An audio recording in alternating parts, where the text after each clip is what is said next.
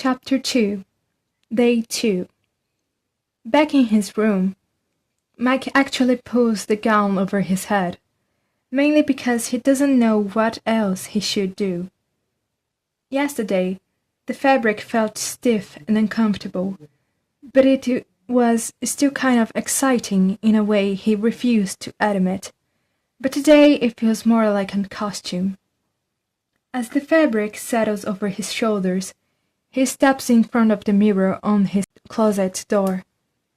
He looks the same. Same hair, still refusing to lie flat. Same pale face, same tired eyes. If he didn't know any better, he could convince himself this is just another morning. But he doesn't feel the same. He doesn't feel like someone about to graduate. Mike stares at his reflection, searching for proof, something off, something different, anything that will tell him this isn't real. There isn't one. From downstairs, Karen's voice cuts through the house again, impatient and too cheerful for how much pressure it puts on him. Mike, come on! We have to leave! Mike closes his eyes for a second. He doesn't really have a choice, does he? If this is really happening, if the day has reset and he has to do it all over again, then he can't exactly tell his parents he already graduated yesterday. He can't tell them he already heard the speech, already walked across the stage, already smiled for the pictures. "Oh, sorry," he can practically hear himself saying in a stupid, sarcastic voice. "I already went. It was boring." That would earn him a fight, a lecture, and probably a grounding so long it would swallow his entire summer. Not the way he wants to start this last summer break of his life. So he exhales, grabs the cap, and leaves his room. He just needs to get through the day, again. At least this time he knows what's coming. His parents are already outside when he comes downstairs, the front door standing open. His mother is on the driveway, checking her watch, like the world is going to end if they're late.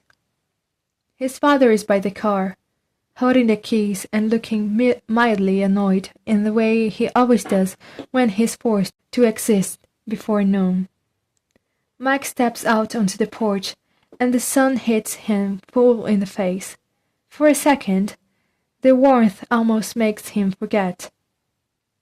Almost. Then Holly falls into a step behind him, small and earnest, holding a piece of paper in both hands like it's something precious. "Mike!" she says, and her voice is soft in a way that makes his chest ache immediately. "Look! I made this for you!" But Mike doesn't pay any attention to her. Instead, his gaze drifts across the street. Miss Walker is hauling her trash can to the curb, the wheels bumping over the pavement. Mike's body goes rigid without him meaning to. He watches her like he's watching a scene for a movie he's already seen once, waiting for the exact moment he knows is coming. The trash can catches on something. Miss Walker loses control of it. It tips. And then it crashes onto the street with a loud bang that makes a couple of birds explode out the trees nearby. Mike's stomach drops. "Mike?" Holly's voice cuts through, and Mike almost forgets she's even there. "Not now, Holly," he mumbles, and approaches the car. At this point, he shouldn't even be surprised. Everything is exactly the same. The drive to the school feels surreal. The streets look normal. The sky looks normal. The trees and houses blur past the windows, like they always have. But Mike can't shake the feeling that he's looking at a set built to imitate reality, and that if he stares too long, he'll catch something out of place. He watches the world go by and tries to convince himself that he can handle this, that all he has to do is survive the day. When they pull into the school parking lot, Mike's heart jumps in with something dangerously close to relief, because he sees Lucas exactly where he expected him to be. Standing near the curb with his gown half open, looking around like he's waiting for someone, alive, real, familiar. For one hopeful second, Mike thinks, maybe I'm not alone in this. Maybe Lucas remembers too. Maybe all of them do. Mike practically jogs over the desperation in his steps, embarrassing and undeniable. Lucas turns when he approaches, and his face splits into a proud grin. "Look at us," Lucas says. "We're looking so official." Mike stops so abruptly, as it's like he's hit a wall. The words land in his chest like a stone, because it's the same thing. The same thing Lucas said yesterday, in the same tone, with the same grin. Mike stares at him for a moment, his brief illusion shattering. He is alone in this. Lucas smiles, falters. "Dude," he says, frowning. "You okay?" Mike forces himself to nod, even though nothing is okay. Even though his heart is hammering and his palms feel sweaty and the world feels too bright. "Yeah," Mike says, and it comes out hoarse. "Just didn't sleep much." Lucas accepts it easily, because why wouldn't he? This is normal day for him, a day he's living for the first time. Mike's the only one trapped inside it. Then Lucas's eyes brighten, and Mike already knows what's next. "There's Will," Lucas says, and before Mike can react, he calls out, loud and cheerful, "Will! We're here!" Mike closes his eyes for half a second. He suppresses a sigh and doesn't turn around. A few moments later, Will is with them. He's smiling, small and careful, like he's trying not to take up too much space. He looks happy, or at least, he looks like he's trying. "Hey guys," Will says, and his voice is soft. Mike can't make himself look at him. Not fully. Not when he can still see last night so clearly in his head. The porch light, the hurt, the way Will didn't even argue, just shut down and left. Instead, Mike stares at Lucas's shoulders and says quickly, "We should get going. Ceremony starts soon." Without waiting for an answer, Mike starts to walk towards the football field. He can hear Lucas' voice behind him. "Okay," he says, slowly amused. "Someone got up on the wrong side of the bed today." Mike ignores him. The ceremony is just as boring as yesterday. Maybe even more, because he's seen it already. He sits there in the folding chair, cap on his head, hands clasped too tightly in his lap, and tries to look like he's present. He isn't. His gaze wanders, just like yesterday, scanning faces in the crowd. He searches for someone who looks like they know. Someone who looks confused or scared or aware of the repetition. But everyone is smiling. Everyone is listening. Everyone is normal. Mike's chest tightens. He's trapped inside a day that belongs to everyone else. And the worst part is that nobody can see it. Eventually, his eyes drift to Will, just like yesterday. He looks forward, listening. But Mike knows him too well. He can see the tension in his shoulders, the way he's too still. Yesterday, Mike looked at him too long. Yesterday, Will felt it. Yesterday, Will turned his head, and their eyes met for half a second that felt like it lasted forever. Mike knows exactly when it's going to happen again, so this time he looks away first. He drops his gaze to his own hands and fumbles with the hem of his sleeves. Like the fabric is subtly fascinating. He focuses on the tiny stitches, on the texture, on anything that isn't Will. When the ceremony finally ends, Mike clutches his diploma like it's a lifeline. He walks towards his friends in a daze, surrounded by families and cameras and voices. Everything blurs together. Someone bumps his shoulder, someone slaps too loudly, someone calls his name. Then Dustin appears, grinning, and says exactly what Mike expects. "What's up, Wheeler?" Mike almost flinches. He forces himself to smile. "Hey!" The conversations unfold like it's scripted. They talk about the party. Then Lucas suggests they take the bikes to Stacy's party later, and everyone agrees. Mike watches it all happen, searching desperately for the smallest variance, a different word, a different laugh, anything. But it's the same. All of it. Then it's time for pictures. Again. He remembers yesterday with humiliating clarity.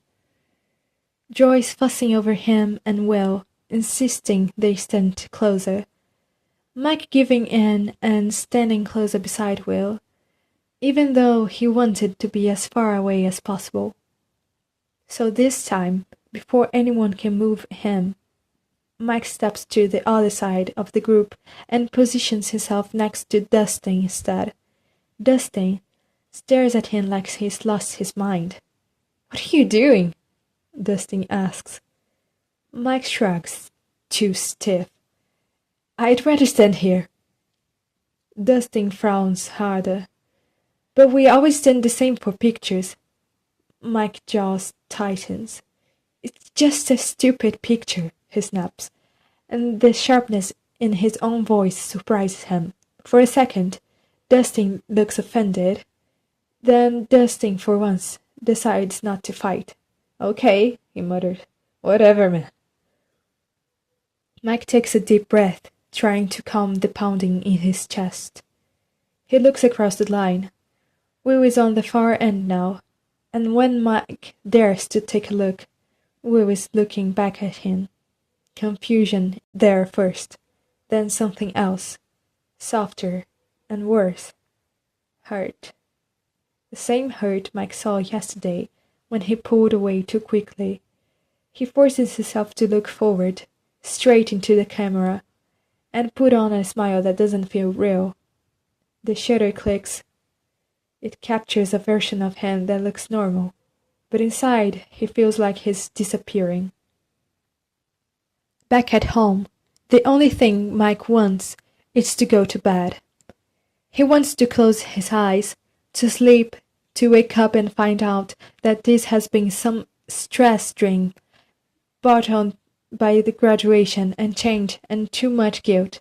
He wants to wake up and have it be June 11th, June 12th, anything but June 10th. He makes the plan so quickly in his head that he almost believes it. Then he forgets one crucial thing. His mother. Mike is already halfway up the stairs when Karen's voice cuts through the house like a knife. "Mike! Basement!" Mike stops and his shoulders sag. His mother appears at the bottom of the stairs, hands on her hips. "I told you yesterday," she says. "You need to start cleaning out that stuff. You have college coming up. You can't keep everything forever." Mike tries to argue. He tries to say he's tired, that he'll do it later, that it's graduation day, that he doesn't have time for this. But she doesn't let it slide. "No," she says firmly. "Not later, now. I want you to get at least 2 boxes done before dinner." Mike stands there for a moment, staring at her, and something hot and helpless rises in his throat. He wants to scream. He wants to ask her if she knows what day it is, if she knows what she's forcing him to relieve, if she knows that he already did this, that he already filled the boxes, that he already sat in the basement and felt the ache of nostalgia like a bruise. But he can't. So he turns, and he goes downstairs. Again. The basement smells like dust and old cardboard, and the faint mustiness of forgotten summers. Mike drags 2 boxes over like he did it yesterday. He moves on autopilot, pulling things off shelves and dropping them in. Old notebooks, half-used dice. Random junk he swears multiplies when he isn't looking. He tries not to think, but the basement is full of memories, and memories are the last thing he needs. His hands slow when he reaches the shelf with the handbooks. They're still stacked neatly, their spines cracked from years of being opened and argued over and loved. Max's gaze catches on the one name written in black marker, Will. It stands out like it's mocking him. Max stares at it, like his stomach twisting. His mind goes straight back to the porch, to Will's voice, to the confession that never got to exist, to the way Max stopped it. He grabs the book quickly, like he's angry at it, like he's angry at Will's name being there, like he's angry at himself for feeling anything at all. He shoves it behind a stack of comic books, hiding it like it's something dangerous. There. Much better. Mike sits back on his heels and exhales shakily. But the relief doesn't come, because he knows the truth. He can hide the book. He can move the picture. He can stand on the other side for photos. He can avoid Will all day if he wants to. But none of that will change the fact that the porch is waiting for him. At Stacy's party, everything unfolds the same. The same heat, the same loud music, the same smell of cheap beer and sweat that makes Mike's head hurt after 10 minutes. Everyone is trying to make this night feel like something they'll remember forever. Lucas disappears first, slipping into the crowd like he's been waiting for the chance all day. Dustin follows soon after, dragging Will with him. Mike lingers in the kitchen because it's where he ended up yesterday, because his body keeps walking into the same places even when his mind is screaming at him not to. He grabs a plastic cup from the counter and fills it up instantly. Yesterday he took a cautious sip and grimaced. Today he doesn't even hesitate. He just downs the whole thing in one gulp. The liquid burns on the way down, and for a second it almost helps. It almost quiets the buzzing panic in his head, the constant awareness that he's trapped inside a rerun of his own life. He sets the empty cup down and stares around the room. His classmates are everywhere, laughing too loudly, leaning into each other, shouting stories about teachers and pranks and games and everything that suddenly seems important now that it's ending. They look so alive, so excited, like this is the first time any of this has ever happened. Mike is once again just a bystander, watching, waiting. He doesn't even have to turn his head to know what's coming. When he spots a group of guys making their way towards the kitchen counter, his stomach drops hard. He recognizes them immediately. He recognizes the shape of the moment, the way it's about to fold itself into place. They're going to say something about Will, something mean. And Mike is going to stand there again. He can't do it. So he leaves before they even reach the counter, slipping away into the crowd like a ghost. He moves fast, shoulders hunted, eyes down, weaving between bodies. He doesn't stop until he's deep into the living room, surrounded by noise and movement. He avoids the back door at all costs. He knows Will is going to end up there sooner or later. He knows Will is going to look at him with that quiet intensity that always makes Mike feel like he's being seen too clearly. He knows Will is going to ask him to come outside without even saying the words. And Mike will follow. And then the conversation will happen. The conversation Mike wasn't ready for yesterday. And he sure as hell isn't ready for it today. But maybe, he thinks, maybe this is actually a chance. The thought hits him suddenly, sharp and bright, like a match in the dark. If he avoids the conversation altogether, then he can't hurt Will. If they don't talk, then Mike doesn't have to say all the wrong things. He doesn't have to watch Will's face crumbling again. He can just skip it. And tomorrow they can go back to normal. Mike clings to the plan like it's a life raft. For the first time all day, the repetition doesn't feel like a curse. It feels more like an opportunity. Mike retreats to a far corner of the room, half hidden behind a group of people dancing. He keeps his head down, his shoulders tight. He thinks, just wait it out. Just let the night pass. Just don't let him find you. But then, Will is there. Mike sees him before Will sees him. Will is moving towards the crowd slowly, his eyes scanning faces, searching. His expression is tight in a way Mike recognizes instantly, determined but nervous, like he's made a decision and now he's forcing himself to follow through it. Mike's chest tightens. He presses himself back further into the corner, like he can disappear into the wallpaper if he tries hard enough. But Will's gaze lands on him, and it locks. Mike curses under his breath. So much for my great plan. Will walks towards him, weaving through people like surprise purpose. He stops right in front of Mike, close enough that Mike can hear him clearly even over the music. "Mike!" Will says, voice louder than usual to carry over the noise. "Can we go outside for a minute?" Mike stares at him for a second, frozen. Will lifts his hand to the back of his neck, rubbing it in the familiar way he always does when he's nervous. Mike's eyes drop to his wrist without him meaning to. There's a small fleck of paint there, blue, maybe. Was that yesterday? He can't remember. The fact that he can't remember makes his stomach twist, like his brain is failing him.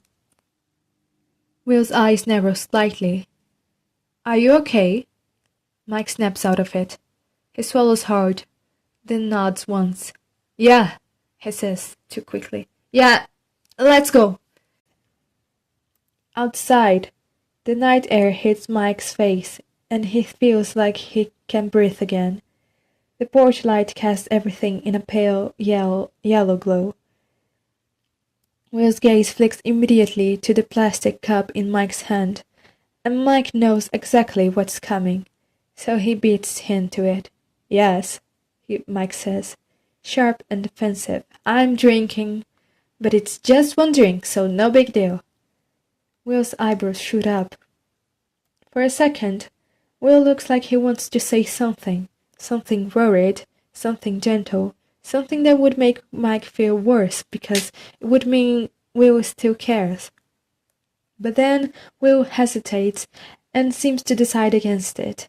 Instead, he shifts his weight and looks down at the porch floor like he's gathering courage. The conversation starts like it did yesterday, but Mike can't do it again, so he barely responds this time. His heart is pounding so hard it feels like it's trying to break out of his chest. Every second feels like it's widening tighter and tighter towards something inevitable. Will finally lifts his gaze to Mike's face. "Mike," he says, voice quieter now. "There is something I need to tell you." Mike's stomach drops. He doesn't even think, he just say it. No, you don't. Will blinks. What? Mike's voice comes out harsher than he intends. No, you don't, he repeats. You don't have to.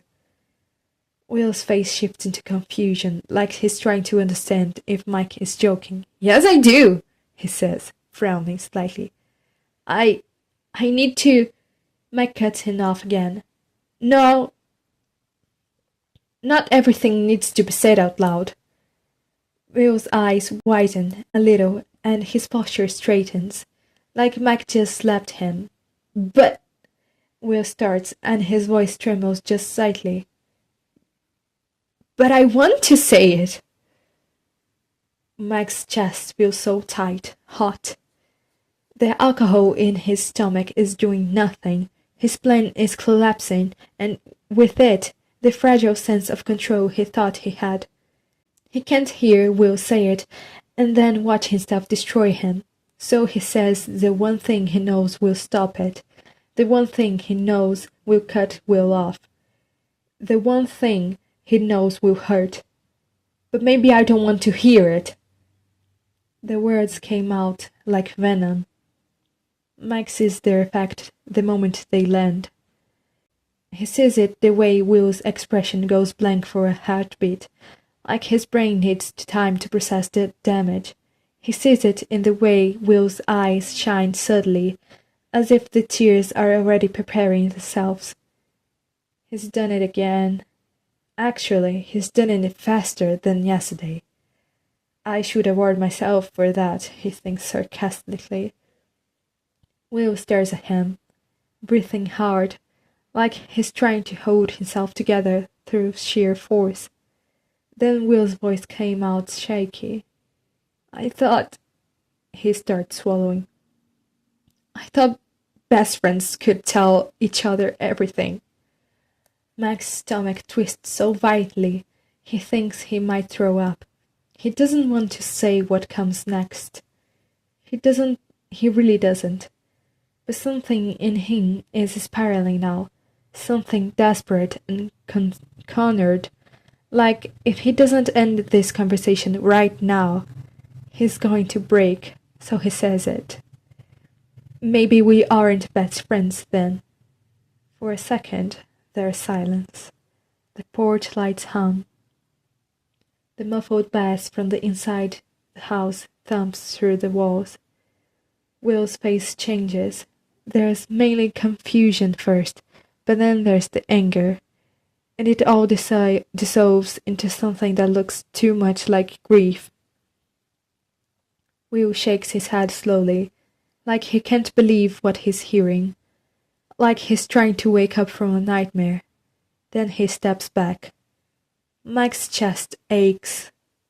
Will's voice is quiet when he speaks, but it's worse than shouting. Okay, Will says, and the word sounds broken.